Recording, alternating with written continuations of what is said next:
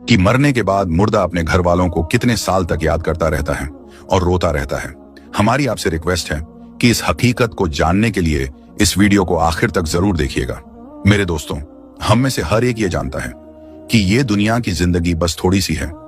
एक न एक दिन हम में से हर एक को मरना है और इस खत्म होने वाली दुनिया को छोड़कर अपने असली ठिकाना आखिरत की तरफ जाना है। और मौत एक ऐसा दरवाजा है जिसमें से हर एक को गुजरना है, चाहे वो बच्चा हो, जवान हो या बूढ़ा हो, हर एक को मौत के दरवाजे में से गुजरना है।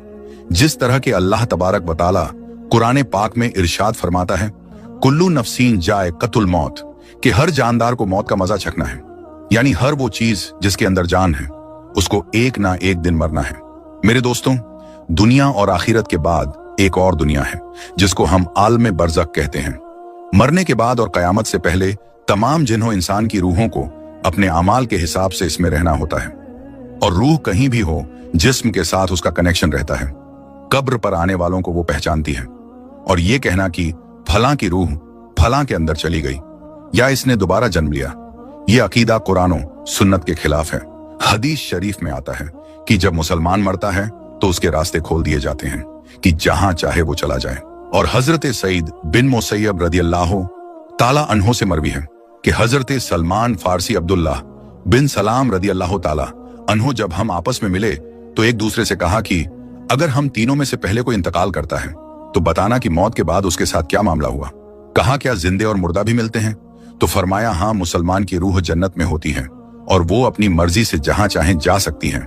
मेरे दोस्तों, अब सवाल ये है कि क्या मरने के बाद मुर्दे अपने घर वालों को याद करते हैं? जब किसी इंसान का इंतकाल होता है तो मरने वाले शख्स को यह मालूम होता है कि हम इस दुनिया से इंतकाल होकर आलम बरज़ख में आ गए हैं, और उसको ये सारी चीजें याद होती हैं कि हमारा घर है, मकान है, रिश्तेदार हैं, और हमारे बहन भाई भी हैं, और हमारी एक फैमिली है। और यहां तक कि जब इस मुर्दे की रूह निकल जाती है और उसको दफनाया जा रहा होता है तो फिर उस वक्त वो मुर्दा अपनी आंखों से सारी चीजें देख भी रहा होता है। यानी कि उसकी रूह तमाम चीजों को देख रही होती है, और उसको पता होता है कि अब हमें कफन पहनाया जा रहा है और अब हमारे जनाजे को उठाया जा रहा है। लिहाजा नेक बंदे के जनाजे को लोग उठाते हैं तो वो कहता है, ऐ लोगों, जल्दी मुझे लेकर कब्रिस्तान की तरफ चलो और बहुत जल्द मुझे मेरे असली ठिकाने यानी कब्र के अंदर पहुंचा दो। क्योंकि उसको मौत पर ही पता चल जाता है कि उसके साथ आगे क्या होने वाला है। यानी आगे आने वाली जो मंजिलें हैं वो अच्छे हैं या मुश्किल हैं, सख्त हैं या आसान, उसको पहले से पता चल जाता है। क्योंकि रूह निकलते वक्त की जो तकलीफ होती है उसी से मरने वाले को यह अंदाजा हो जाता है, और उसको यह मालूम हो जाता है कि उसका आगे क्या अंजाम होने वाला है।